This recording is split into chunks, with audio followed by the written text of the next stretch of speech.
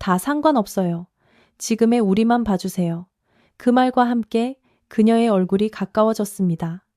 빗물이 맺힌 입술이 제 입술에 닿았고 저도 모르게 눈을 감았습니다. 그 순간 모든 경계와 망설임이 무너져 내렸습니다. 선생님이라고 부를까요? 아버님이라 부를까요? 윤난 오빠라 부를까요? 저는 그녀의 가슴에 얹어진 제 손을 꽉 쥐었습니다. 뭔들 상관없어. 유정아, 일단 옷이 너무 젖었으니 다 벗자. 제가 벗겨드릴게요. 그날 밤 우리는 처음으로 서로를 받아들였습니다. 서로를 놓지 못한 채 새벽까지 격렬하게 끌어안았습니다. 구독 버튼을 눌러주시면 매일 6시 어디서도 들을 수 없는 감동적인 사연들을 들려드릴게요. 늦저름의 폭풍우가 시골 마을을 덮친 밤, 박윤난 59은 빈집의 정막 속에서 멈춰선 시간을 버티고 있었다. 아내를 보낸 뒤 그는 조용히 교단을 내려놓고 함께 노후를 보내려 준비했던 전원주택으로 돌아왔다. 아침엔 텃밭을 돌보고 저녁엔 강가를 산책하는 규칙적인 날들이 이어졌지만 평온은 곧 고독이 되었다. 그날 지붕을 때리는 빗소리 사이로 대문을 두드리는 소리가 들렸다. 조심스레 문을 연 순간 번개가 하늘을 가르며 앞마당을 환히 밝혔다. 그 빗속에서 서 있는 한 여인의 얼굴 유정을 그는 알아보았다. 아들의 아내이자 한때 그가 담임이었던 학생. 가난했지만 성실했고 남에게 짐을 지우지 않던 성품 덕에 아내와 함께 유독 아끼던 아이였다. 이제는 며느리로 가족의 한 사람으로 불러왔던 유정이 폭우 속에 혼자 서 있었다. 원본 전개의 핵심 장면을 토대로 재구성하였습니다. 윤나는 그녀를 집 안으로 들이며 젖은 옷을 갈아입을 수 있도록 욕실을 가리켰다. 오래 비워둔 집의 공기에 익숙하고도 낯선 샴푸 향과 젖은 빗물 냄새가 섞였다. 유정은 떨리는 목소리로 요즘 도영과 사이가 좋지 않다고 큰 다툼 끝에 집을 나왔다고 말한다. 사업 실패와 술 기운 사이에서 멀어진 마음, 말없이 무거워진 일상, 그리고 버티는 법밖에 남지 않았다는 고백. 그는 당장 아들에게 전화해 따져 묻고 싶었지만 지금은 그러지 말아달라는 간절한 부탁의 말을 삼켰다. 이 집에 며칠만 머물고 싶다는 그녀의 청을 그는 끝내 거절하지 못한다. 그 밤 이후 집의 리듬이 달라졌다. 부엌불이 먼저 켜지고 된장국 김이 오르고 마당에는 넌 빨래가 바람에 마른다. 둘은 텃밭에서 잡초를 뽑고 장터를 같이 걸으며 소소한 안부를 나눈다. 서로가 덜 외로워지는 법을 천천히 배우는 동안 두 사람 사이엔 이름 붙이기 어려운 온기가 생겨났다. 그러나 윤난의 마음 한쪽에는 차가운 돌덩이 같은 감각이 늘 놓여 있었다. 세상의 시선, 가족의 경계, 무엇보다 아버지와 며느리라는 호칭이 만든 선. 그는 그 선을 넘지 않겠다고 마음속으로 수십 번 다짐했다. 이 이야기는 노년의 고독과 회복, 그리고 경계를 지키려는 마음에 대한 기록으로 이어진다.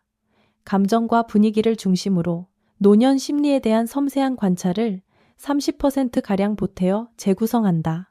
작업 규칙, 사건 유지 70% 드러스 정서, 심리 확장 30%, 노골적 성묘사 배제하고 감정 고독 미세한 갈망을 중심으로 서술. 며칠이 흘러도 유정은 떠날 기미를 보이지 않았다. 아침마다 부엌에 불이 켜지고 김이 모락모락 피어오르는 된장국 냄새가 집안을 감쌌다. 전에는 늘 싸늘하던 공간이 어느새 따뜻한 기운으로 가득 차는 듯했다. 윤나는 낯설지만 고맙게 그 변화를 느꼈다. 마당에는 빨래가 바람에 나부끼고 거실 창틀은 반짝이며 새 빛을 받았다. 무겁던 공기가 조금씩 옅어지고 있었다. 두 사람이 함께 호미질을 하고 잡초를 뽑으며 흙냄새를 맡을 때 그는 오래 잊고 지냈던 활기를 되찾는 기분이었다. 하지만 그 활기 속에는 설명하기 어려운 긴장이 스며 있었다. 저녁 무렵 산책길에 그녀가 자연스레 그의 팔을 끼웠을 때 윤나는 웃으며 팔을 빼려 했지만 마음속 어딘가는 흔들렸다. 그냥 딸이라고 생각하세요. 그녀가 그렇게 말하며 더 바짝 다가왔을 때 그는 그 웃음을 어찌할 줄 몰랐다.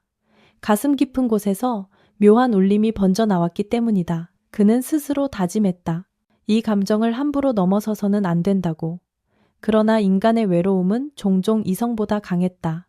밤이 되면 다시 고요가 찾아왔다. 불 꺼진 방 안에서 그는 아내의 빈자리를 떠올렸다. 세상 누구에게도 털어놓을 수 없는 외로움과 이제는 나누지 못할 대화들이 가슴을 죄었다. 유정의 웃음과 손길이 그 빈자리를 채워주는 듯 했지만 동시에 죄스러운 그림자를 만들었다. 그녀는 며느리이자 한때의 제자, 그리고 지금은 지독히 외로운 여인이었다. 그는 자신에게 되뇌었다. 나는 아버지고 그녀는 며느리다. 그러나 마음속 한구석에서는 또 다른 목소리가 속삭였다. 그래도 이렇게 함께 있으니 살아있다는 것이 느껴지지 않느냐. 윤나는 그 목소리와 싸우며 하루하루를 버텼다.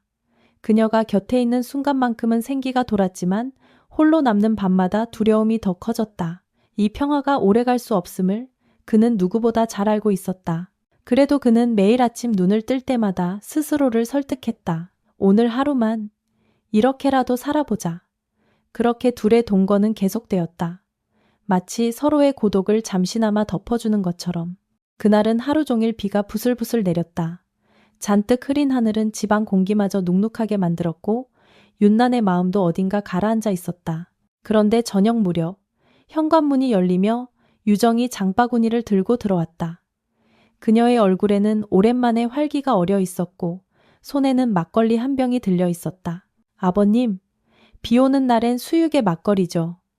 그녀가 장난스럽게 웃으며 말하는 순간 윤나는 잠시 잊고 있던 설렘을 느꼈다. 부엌에선 고기 삶는 냄새와 김이 피어올랐다.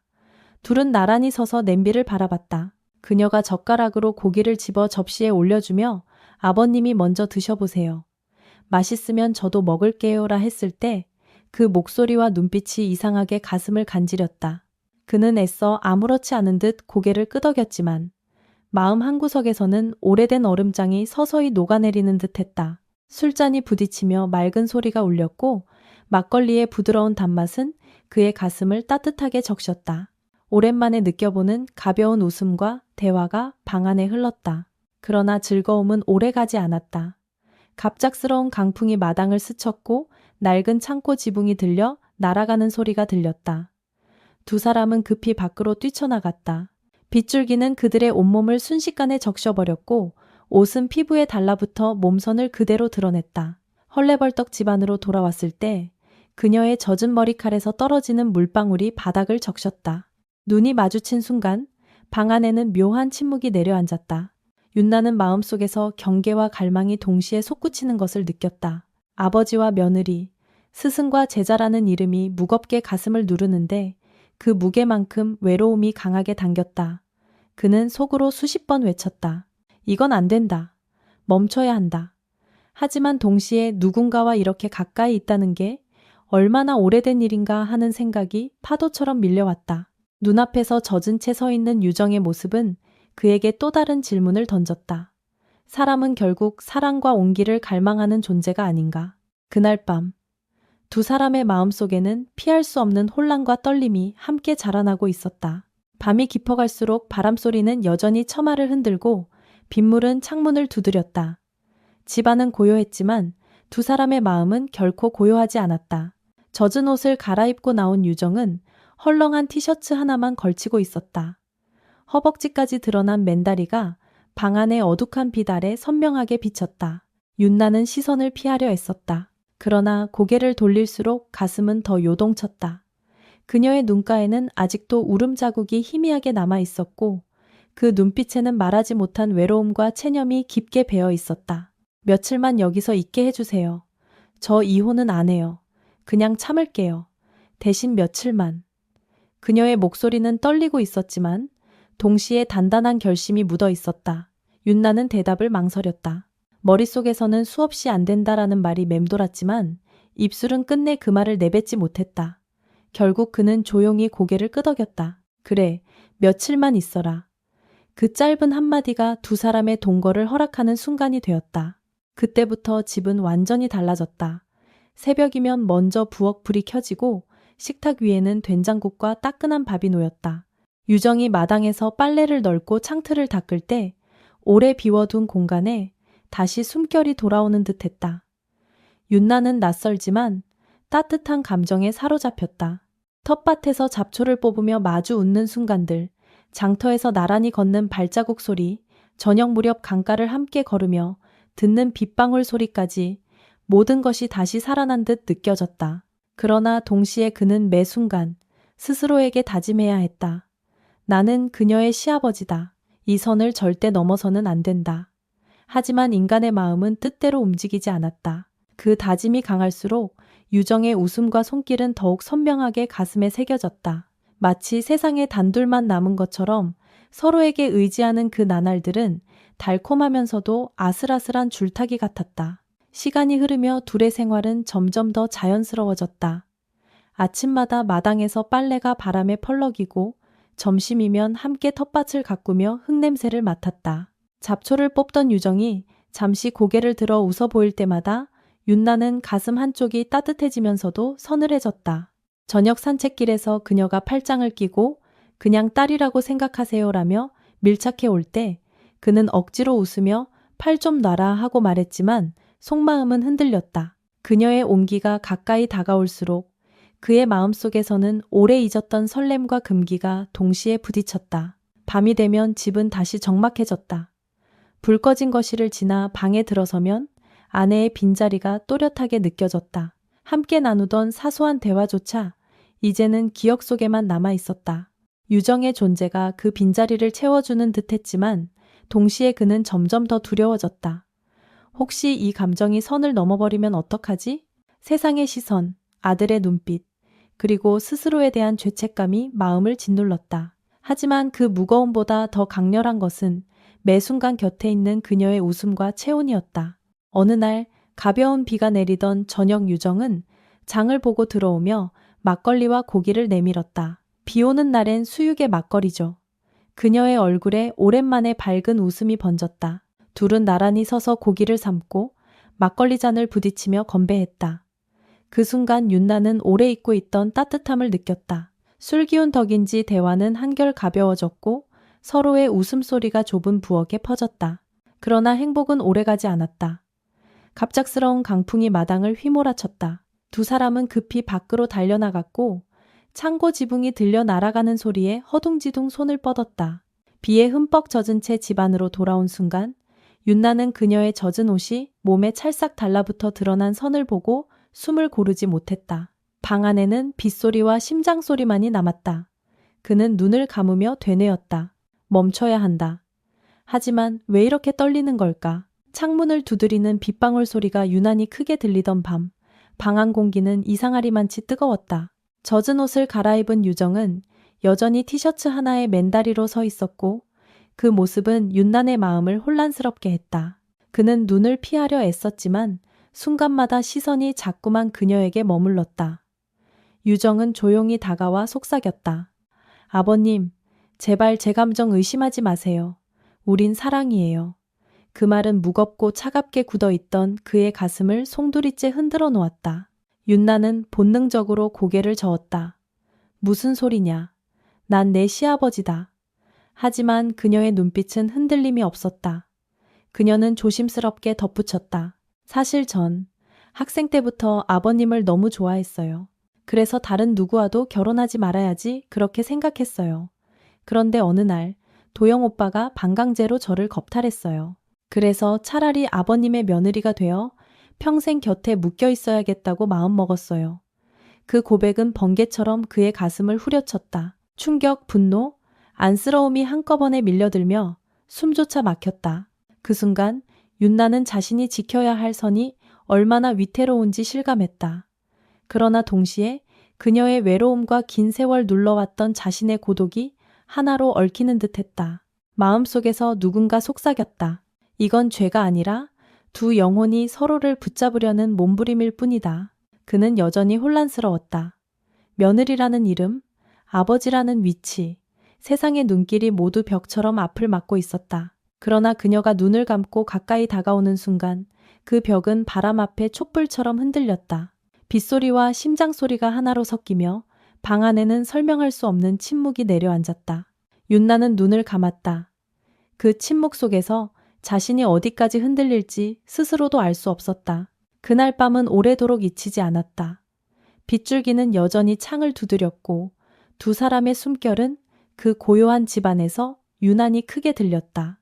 낮에는 함께 장터를 걷고 텃밭에 물을 주며 평범한 전원 생활을 이어갔지만 해가 지고 불이 꺼지면 모든 것이 달라졌다.